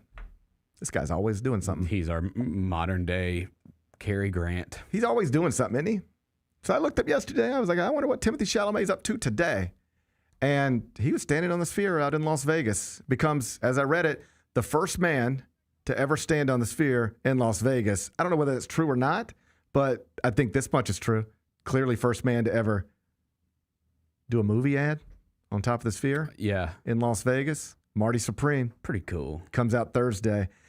We can't play the audio for you because it's got music in it, and somehow that triggers something with something, and it could, you just gotta be careful. It could blow the whole enterprise up. That's right. All right. But he's on top of this thing. And I know, Bennett, you've never seen this in person. We'll probably never see it in person. There's Marty Supreme. I have seen it in person. I've been inside of that thing. Pretty cool. The coolest. It's my dream to go inside of it. Bennett, we're going to make that happen someday. It's my dream to I see don't the know Sphere. how, but we're going to try to make that happen someday. I've been inside of that thing. Yes, it is amazing. And now here's Timothy Chalamet standing on top of it, doing a movie ad. And we can't play the music for you. But if I could play the music for you, what you would hear is he's saying, Marty Supreme, it comes out Christmas Day. Make sure to go. What he's saying, whatever it says, you know. He's Timothy Chalamet, so he's better at it than I am, obviously. And then he's like, yeah, what was going on there? Yeah. I don't know if he was nervous and you just make sounds when you're nervous, or if he... No, there's a reason he was doing that. Or he thought he was doing that and it was sound cool, but it didn't sound cool. It sounded scared or something. Maybe he thought he was going to fall off the Sphere. It didn't sound right. Whatever he was going for, the oohs and the ahs didn't sound right. You know, you run into this sometimes on the internet. You be watching something and they got some oohs and ahs going on and you're like, that doesn't sound right, these oohs and ahs. I've heard oohs and ahs before. Yep. I don't know if these oohs and ahs sound right now. I don't know if those are real oohs and ahs or not. You know, because sometimes I try to mislead you a little bit. So I've heard all sorts of oohs and ahs on the internet. And when I heard that, I was like, I don't know if that sounds right. It sounded like Timothy Chalamet was I don't know what he was doing. I don't know what he was trying to accomplish. He was there. making odd noises standing on top of the sphere. He was making weird noises standing. Maybe it was. I think the movie's about a ping pong player. Maybe it was. He is a hustler in New York City, and there's a ping pong component to it. Yes, that's why that sphere was supposed to look like a ping pong ball. Right. Yeah. And maybe it's like when you like play ping pong, you like when they serve in tennis. I don't think and they're that. like Maybe I don't think. I don't think. I don't know if that was it. I'm excited about the movie. I'm excited to go see it. I've made it a point though. We're gonna go see Song Sung Blue first. I think you have to out of we loyalty. have to support loyalty. That's right. It's out of loyalty. I'm loyal to Timothy too, but I am too. I'll see them both, but I will see Craig Brewer's film first. Yes, out of loyalty. I know and like Craig Brewer. I think I would like Timothy Chalamet. Oh, I bet we get along. I know we would get along. Yeah. But I don't know him like that. All right? We haven't. Our paths have not crossed yet. Right. I mean, we were at Madison Square Garden one night at the same time. But really? Yeah, but our paths did not cross. Okay. I don't know Timothy Chalamet. So I feel like my loyalty lies with Craig Brewer. I will also go see Craig Brewer's film first, but I do want to see Marty Supreme. I want to see them both. No, I do too. I'm excited. Can you do a double? Do you think people will do a double header on Christmas? No, I do not think that. You don't think there's? Yeah, of this course isn't like an Oppenheimer or Barbenheimer situation. There's got to be one person on the planet who will see both of these movies on Thursday. Oh, yes. They might be the loneliest, saddest person in the world, but they. Oh, no. I'm sure in like New York and L.A., you will have people do a double feature on Christmas Day. Don't get it twisted. Okay, if I gave you the option right now, and I said, Bennett, here's the truth: your family loves you. Yeah. They'd like to see you, but they want more than anything for you to be happy. Do what would ever make you happy, and understand this will never get thrown back in your face. This isn't one of those things where 3 days from now somebody's going to be like, I can't believe you went to the movies on Christmas without your family. That's the way it often works. These things come back up, even when you think they won't. But I'm promising you, this will never come up again. Okay. Nobody will ever think anything about it again. If you could do whatever you wanted to do on Thursday, would you go to the movies? Yes. Yes. I absolutely would. Would. Okay. Yeah. So this is interesting. Let's drill down on this a little bit. How much do you really enjoy Christmas? Oh, I love it. But you would rather be alone at the movies. You just said that. No. No. You just said that. That's what you said. No, I'd like to see my family too. The movie theater doesn't open until what, noon? At noon. Fine, at noon. Brother, we're gonna be up at 5:30 a.m. I know. You know, I know. Yeah, you know, we're gonna be up at 5:30 a.m. Why are my kids up at 5:30? We're gonna have an amazing Christmas morning.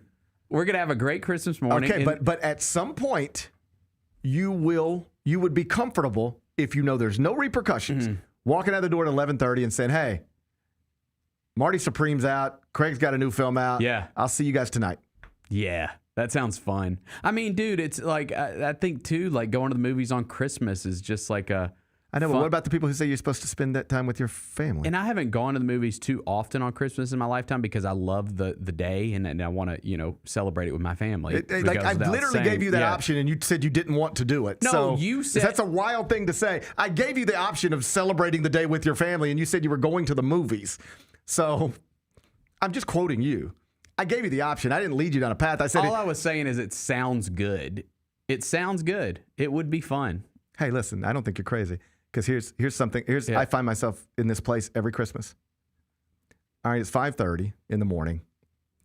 Boys are up. I don't know why. I got to drag your ass out of bed at 6:45 every morning for school. Now you're up. I know. Now you're up at 5:30. You know what's that all about? They're just excited. Yeah, they're just excited. It's fine. I did the same thing when I was a kid. I'm certain. So everybody's up. Now let's open our presents. Let's get Dad a cup of coffee. Let's all appreciate each other. And that's till about 6:30. Hey, you want to FaceTime Grandma? Now we're at 6:45. And at some point, it's like 7:30, and everything's open. Now what? What are we supposed to do all day? What do y'all want to do? Because the idea of it is like, well, like, all right, let's all play together. But my kids want to play. They want to put a headset on and go play. That's what they want to do. So what are we supposed to do? Now it's 9 a.m. on Christmas, We ain't got nowhere to be till 3 o'clock in the afternoon. What are we supposed to do right now? You know, it is a good idea to have a present that everyone can enjoy. As you say that, I'm thinking about it like that. Like, it's good to open a present, like a game, or like a. You want to play a board game at 9 o'clock in the morning? You've been up since 5:30. Well, we can eat and then play the game. Like, you don't have to do it like right at 9. I find myself every Christmas morning at some point going, all right, is everybody occupied? Is everybody? Can I put my head back on a pillow for a second? I like to lounge on Christmas Day. I like to lounge. Yeah. I like watch to a lounge on all Christmas days. movie, listen to some Christmas music, have a beverage. Like, don't try to rebrand yourself. 5 minutes ago, you ditching your whole family to go to the movies. dude, all I was saying was that sounds cool. Now you're talking about, I just want to put on Christmas music, GP. I do. You want to leave your whole family and go to the movies. No, I love Christmas I gave you with the my option. family. I gave you the option. I left it over. You can do whatever you want. I just said that sounds cool. Okay? That's all I said. I think it's hilarious, but I also understand it completely. At some point, it's like, what? I feel I have the exact same experience at the beach every time. People are like, let's go to the beach. All right, let's go to the beach. The beach is so overrated. All right, okay, hey, we're on the beach. The beach is so overrated. You got the chairs? Yeah, those are our chairs. All right, cool. You got the sunscreen? Yeah, okay, let's put that on. All right, we're at the beach. Now, what are we supposed to do? Yeah, the beach is so overrated. What am I supposed to do? I mean, Give me a lake. I can sit here and sip a drink, but let's go get in the ocean. All right. We're in the ocean. What do you want to do now? And I worry about like the sharks. Yeah, you got that. You got to worry about the sharks now. It's like, hey, Dad, you want to throw a football? Yeah, sure. Let's throw a football on the beach, because I guess that's what fathers and sons are supposed to do, right? But you realize we don't do this at home. You have never asked me to come out in the front yard and throw a football with you. But now we just need something to do on the beach because we're at the beach. Now we're trying to invent something that we would never otherwise do. We're trying to invent it and do it at the beach because we ain't got nothing else to do at the beach. I hate the beach. I don't love it that much either. I don't. Give me a lake. I just don't know what to do once I'm there. Like, I like the idea of it, but then it's like, okay, we're on the beach right now. What are we doing? I don't want to be buried in the sand. I don't like the way it feels. Yeah, I don't love it that much either. Yeah, I'm with you. I'm more of a lake guy. Yeah, I'm a lake guy. I think I used to like to describe myself as a beach guy because it sounds cooler. I think at my core, I'm a lake guy. Yes. All right, what are we talking about? Well, you're talking about Marty Supreme coming out this weekend. You gonna ditch your whole family to go see it? No, I won't. We'll probably. We got a game on the 26th, but then we got another couple days for the week. We'll probably go this weekend. Can you knock out both big Christmas Day movies this weekend before the end of the weekend? I'm gonna try my best. I know you are, Bennett. I'm gonna try my best. I can see it in your eyes. Yeah, I can see how focused you are. Yeah. All right, I hope you get it done. And if I get it done, eventually we'll talk about them. Sounds good. All right, let's be back with GP's Carryout. Thanks for showing up, Memphis. Nothing beats catching your Grizzlies IRL, and nobody knows that better than you. So next time you want to hit up a game, Ticketmaster's got your back with tickets to every upcoming matchup. Whether you're catching the Grizzlies at home or on the road, you'll find tickets at Ticketmaster, the official ticket marketplace of the Memphis Grizzlies and the NBA. Keep putting that jersey collection to use and get Grizzlies tickets today. There's no better brag than saying you saw it live. See you courtside again soon, Memphis. Watching the Grizzlies is easy with FanDuel Sports Network. If you have cable or satellite, you're all set. Find us on your channel lineup. You can also use your TV provider login to watch games on the FanDuel Sports Network app. No cable or satellite? Subscribe directly to FanDuel Sports Network online. You can also watch on Prime Video by adding a FanDuel Sports Network subscription. Not sure where to start? Visit FanDuelSportsNetwork.com to learn more. Sonic Radio. Welcome back to Sonic RNDIO. That spells radio with me, the CIO. This just in, the new Sonic $1.99 menu lets you build a crave-worthy meal for just $1.99 an item. Whether that's a creamy shake, crispy tots, or a quarter-pound double cheeseburger. This just out. Ostriches. They're mean, not very cute, and in my opinion, way too big for a bird. Don't miss the Sonic Fun 99 menu. 5 items, always $1.99. Live free, eat Sonic. Tax not included. See menu for details. Let's face it, there's a lot of trash talk in basketball. But the great teams let their performance do the talking. like Ford F-150 with Pro Power on board, a class-exclusive industry-first feature that turns your truck into a mobile generator and leaves the competition speechless. Ford F-150, official truck of the Grizzlies. Greatness starts here at your Mid-South Ford dealer. Class is full-size pickups under 8,500 pounds, GBWR. Grizz Nation, Friday nights just got a whole lot better. Introducing Buckets and Brews, the ultimate way to tip off your weekend. Every Friday this season, grab a terrace-level ticket to the Grizz game and 2 12-ounce Miller Lights for just $55. Get great seats, cold brews, and Grizzlies basketball. It's everything you need to start your weekend off right. So get the deal that's too cold to hold. Go to grizzlies.com/Friday to lock in your tickets today.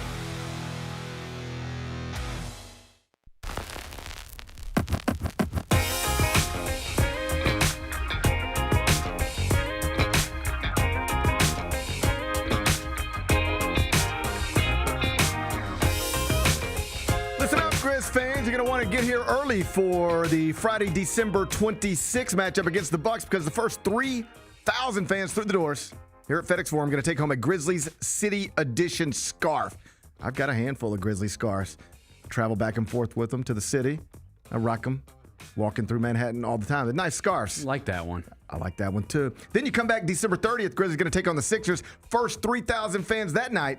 Going to score a John Jaron superhero lunchbox. That's nice. Don't miss out on these one-of-a-kind giveaways. Purchase your tickets right now. Grizzlies.com/tickets. That's Grizzlies.com/tickets. Let's do GP's Carryout. It's time for GP's Carryout. One final segment filled with stuff to take with you. It's not everything you need to know, but it's most of it. What did we miss today? Just sort of touched on it in passing, but notable moment in the NBA last night. Steve Kerr and Draymond Green had a heated exchange on the court. Draymond leaves, goes to the locker room, and missed the final 20 minutes of a 120-97 win over Orlando in San Francisco. Afterwards, you know, they talked about it the way they talked about it. Yep. I'm certain they'll be okay. But, like, at what point do they get tired of this? I've told you for a while I would not want Draymond Green on my team. I know we disagree on this. Yeah. There was a moment in time where I think Draymond has said that there was a scenario where he could have been a member of the Memphis Grizzlies. Yep. You said you would have wanted it. I just would not have. I would not want to root for him and all of the things that come with that. I wouldn't want to have to rationalize it or justify it or explain it away. But I know that reasonable people could disagree on that. At what point do you think Warriors fans, I wish Chris Luther were here. At what point do you think Warriors fans look at this last night and go, what you know what? There's enough of this. Well, and JB said he's sick of it. Like, okay. I do think that there is starting to be a little bit of a, come on, man. Like, come on. It's every couple games. It's always something with you. Yeah. And even you see him the other night, once again, he's in it acting tough with somebody, and you look at who it is, and it's just a little guy. He gets tough with who he wants to get tough with, and slides away from who he knows he needs to slide away from. And now he's, can't finish a game because you're arguing with your coach. And what? It's just bizarre. It's just, yeah. And at some point, I know it can all be justified as or rationalized as, well, that's just Draymond being Draymond, and that's what makes him special. But, like, you can be special without the nonsense. You can be special without fighting with your teammates all the time, fighting with your coach all the time, starting bullshit in games all the time. Like, I would not want him on my team. It's going to be fascinating to see how they finish this season. Like, where they are, where they end. Are they a play-in team? Are they a playoff team? What happens, in the playoffs with them? Because you still probably got a couple more years left of Steph at a really high level. I just think he'll still play for a good amount of time, but I would say a couple more years at, like, Steph Curry level. Yeah, but, like, do you try to retool around him? Well, I think you forever retool around him until he says he's ready to not do it anymore, or until it's clear he can't be a really good player on a championship contender anymore. But I think right now he can still be both of those things if you have the right stuff around him. I don't know if this is the right stuff. It's not going well. We got so caught up in our own misery that you forget that other franchises are having bumpy times as well. Yep. They're 15 and 15. They're 15 and 15. And, they've got the Kuminga issue that's always just sort of hovering above everything. Mm-hmm. Now the coach and one of the star players are in a heated argument on the sidelines. Like, when the Grizzlies coach and the Grizzlies star player get into a heated argument or some sort of something behind closed doors, that's a big thing that everybody here freaks out about and still talk about. Well, this one happened in front of everybody. Mm-hmm. And the player had to be, either the player left or was told to leave, but walked to the back. Not because he was hurt, but because what's going on. Yeah. So, yeah, weird scene. Very. But they did add a win. Draymond Green, he needs to behave better. What's today's biggest game? College football. I got you another bowl game. Okay. Scooter's Coffee Frisco Bowl. All right. How you feel about Scooter's Coffee? I never get it. Okay, this is yeah. Help me with this, because I see Scooters every once in a while. It feels like Starbucks has such a lock on everything that people go to Starbucks just so, like, that holding the Starbucks cup means something than holding the Scooter's cup to a middle-aged woman. Would you agree with that? Yes. Okay. I'm looking at where's Scooter's based out of? Is Omaha, Texas. Nebraska? Oh, Omaha, Nebraska. Okay. They're sponsoring a bowl game in Texas, but they're from. So I feel like the last thing I would try to start right now is a competitor to Starbucks, because it feels like everybody's just conditioned to think it's not just the coffee I need, it's the Starbucks coffee and cup that I need. If they don't see that logo, I'm probably just over here drinking peasant coffee. Yeah, it's never I'm going to get coffee. Like when you're asking, it's never I'm going to get coffee. You go it's get I'm Starbucks? going to Starbucks. Yeah. Yeah. You go, Starbucks run? Yeah, you know Starbucks run? Yeah. Yeah, it's become never coffee run. They have separated themselves from coffee. Starbucks is its own thing. I think up north maybe a little bit of Dunkin'. We're going to Dunkin'. Oh, sure. Yeah. But like the majority of America, I would say Starbucks run. Dunkin' can still do its thing, certainly in the Northeast. But if I ain't Dunkin' or Starbucks, how do you get somebody to just turn off Poplar into your little drive-through coffee place as opposed to Starbucks or Dunkin'? How do you do that? I need to pull in. I've never gone through. That's my point. Yeah. You wouldn't, because you're like, why would I go here when there's Starbucks right there? Starbucks, yeah. I need to check it out. Now I want to be clear. I don't know anything that I'm talking about. I don't know anything about the coffee industry. Yeah. Or Scooter specifically. This is all just, I'm projecting. I have never been to a Scooter's Coffee. I haven't either. Because every time I see it, I'm like, if I'm going to spend $5 on a cup of coffee, I'm damn sure going to have the logo that impresses all the moms out here. Yep. You know? Yep. You know? And that Christmas cup. It does make you feel a little festive. They got those little egg bites. Yeah. I like the... I don't know if you can get a good egg bite at Scooter's, but I know you can get one at a Starbucks. I like those little flatbread wrap things that they got for breakfast. The egg white spinach thing. I had to cut them out of my diet. Yeah. But it was about a 3-week span where I was eating Starbucks grilled cheese. It's pretty good. I know that. Yeah. Yeah. That's what we got. That's our little fast food spot right there. It is really one of the shortcomings of working inside FedEx Forum. If you want like the quickest, like if you got 20 minutes. If you got 20 minutes to grab something to eat because you're starving, you better just go get some egg bites. Yep. You're going to get a grilled cheese from Starbucks. That's right. I wish there was just nonstop quesadillas downstairs, just at all times. We need a good quesadilla shop. I do wish we had like a food truck that was just posted up out here at all times. Like in the big studio. Oh, yeah, or bring it up here. Yeah, just bring it up here. Yeah. Put it in the big studio next to Devin. It'd be cool. Yeah. Anyway, it's the Scooter's Frisco Bowl. Okay. I don't know who buys this coffee, but it ain't never been me. UNLV in Ohio. 8 o'clock on ESPN. It's at Ford Center at the Star down in Frisco, Texas. I think the Tigers have been down to Frisco, Texas a few times. Yes, they have. All right. UNLV minus 6.5, the total 66.5. You riding with your boy Dan Mullen? I think so. It would be different if, like, he left and went to coach somewhere else. And this feels like This feels like we're gonna handle business today. You're riding with Dan Mullen. Yeah.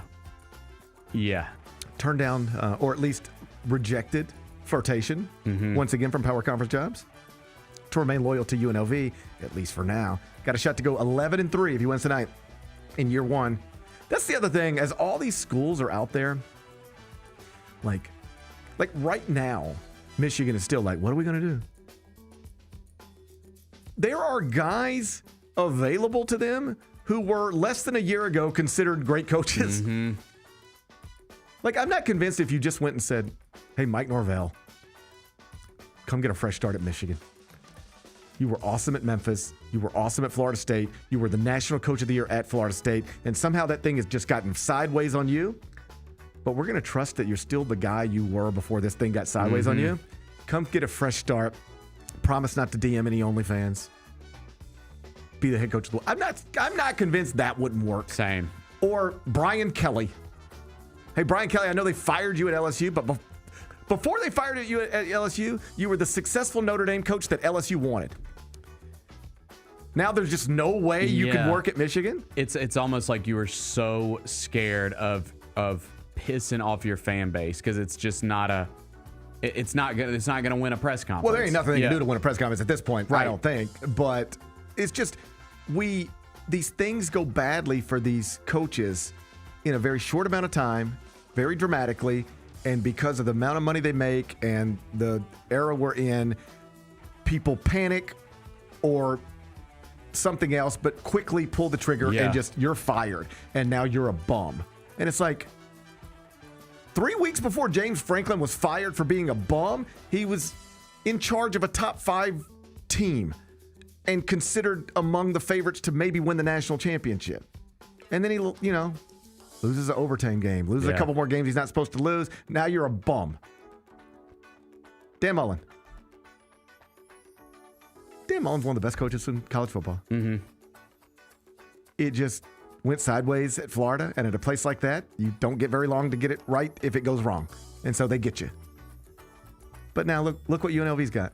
Because Florida had a quick trigger, look what UNLV's got. One of the best coaches in college football. Yeah. Who's probably tonight about to win his 11th game of the season. So congrats to him. I think I'm counting chickens again. You are counting chickens. I think I'm counting chickens again. Careful. I don't mean to. They still got to play the game. Can I trust Dan Mullen more than I trust the Memphis Grizzlies? We'll find out tonight, 8 o'clock on ESPN. What are we watching on TV? Have you watched the new Dave Chappelle special yet on Netflix? No, I didn't realize there was one. Okay, so it came out. It came out of nowhere. I mean, I'm sure Netflix knew it was coming.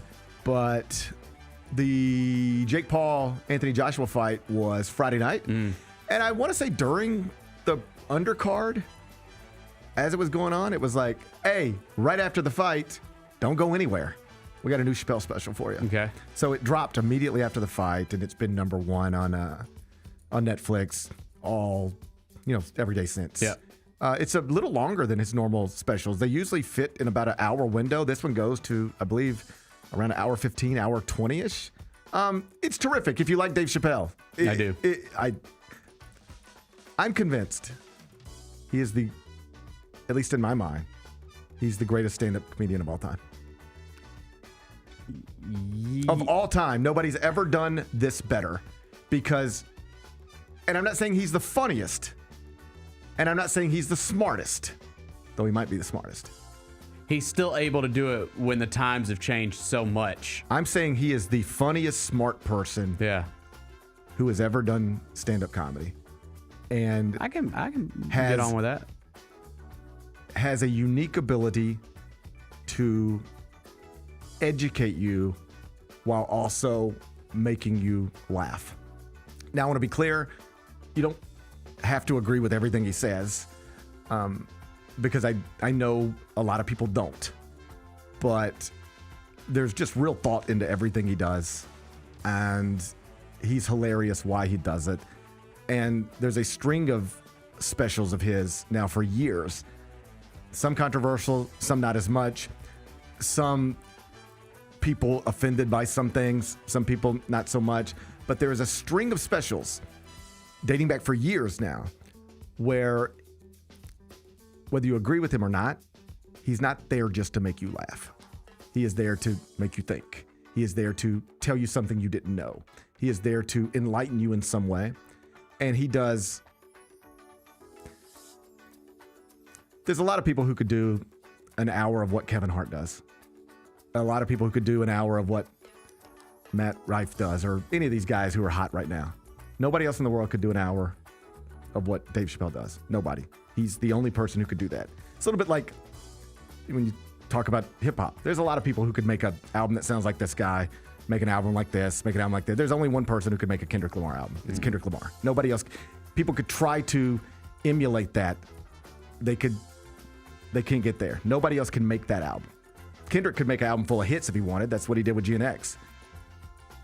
But nobody else could make To Pimp a Butterfly. Nobody else could make Good Kid, Mad City. Nobody else could make Mr. Morale.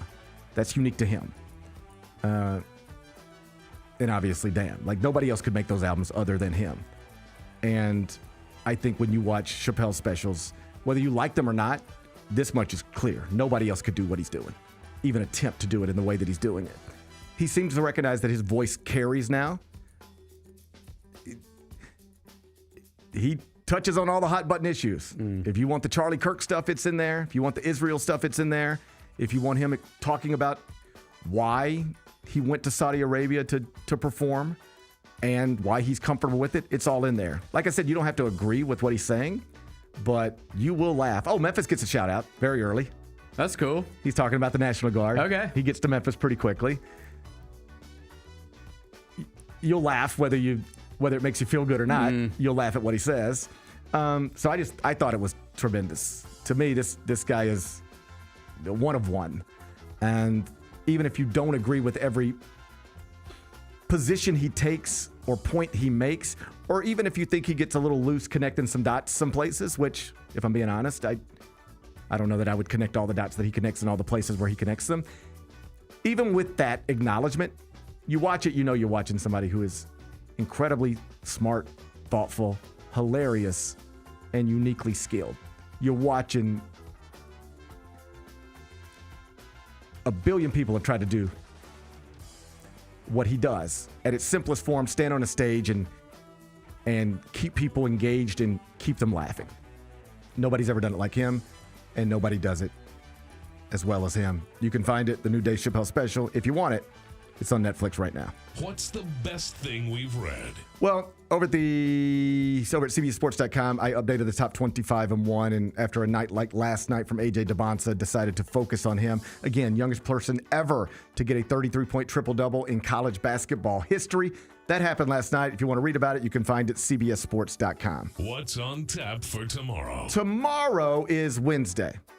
And there's going to be a big show here starting at 9 o'clock. That's right, Bennett. Yep. You're going to confirm that for me, right? The GCM Holiday Special. Okay. All your favorite personalities. Well, I hope not all your favorite personalities. Except us. Yeah. They told us we couldn't be on it. I didn't like the way that was phrased. It was like, don't miss Wednesday's show. All your favorite personalities. I'm like, hold up a second. Well, I got to be with my family tomorrow because I'm going to be at the movies all day on Christmas Day. Yes. So, yes. So you need to prioritize your family. That's correct. On Christmas Eve. Yes. And I think I just got days to burn, if I'm being honest. So I think I'm going to need you to confirm this. Be back here at 9 a.m. tomorrow morning. Yeah, but that's not what I was going to say, Bennett. Oh.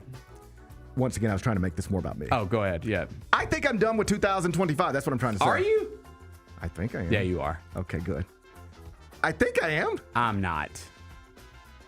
I think I am, though. I think I'm going to take a break. Okay. I think I'm going to take a break for a minute. So absolutely be here tomorrow at 9 o'clock. All right? But I don't think I'm going to see you till after the new year. I'll see you next week, though. I'll be here. Oh, you were talking to the camera. Yes. Okay, I was telling our friends. Okay, yeah. Bennett will be here next week. I'm not going to be. I'm like Magic Johnson. Remember Magic Johnson? He said, I'm not going to be here. I'm not going to be here. So that's another year. How about that? How about that? Another year. They said, I don't know what they said. I don't think they said anything. No. But look, another year in the books. We have a good time, don't we? We have a great time. We have a good time. And we will do it again in 2026. Well, we'll do it next week, too. Yeah, I will. Everybody else. I will. Most people, most of your favorite personalities are going to be here next week, all right? I think. But I'm Magic Johnson. I'm not going to be here. Okay. And I'm looking forward to not being here, if I'm being honest, because I could use some rest. Wouldn't mind getting rid of this cough. Get some rest, man. Some relaxation, recharge a little bit, all that stuff. But I can't wait. I can't wait for 2026 because, all seriousness, I know we joke around all the time. It is never lost on me that I'm lucky to get to do this. For sure. Same. This is crazy, man. Crazy. This is my life. I get to get up and sit across from one of my friends and just have fun for anywhere from an hour and a half to 2 hours, Monday through Friday. And I get paid to do it. Like, that's crazy. So I know everything can be a whirlwind sometimes, and you're just trying to go from one thing to the next and get through the days, and you can lose track of where you are. But don't ever get it twisted up. It's amazing that I get to sit here every time I look at that chat, that there are people here with us every single day.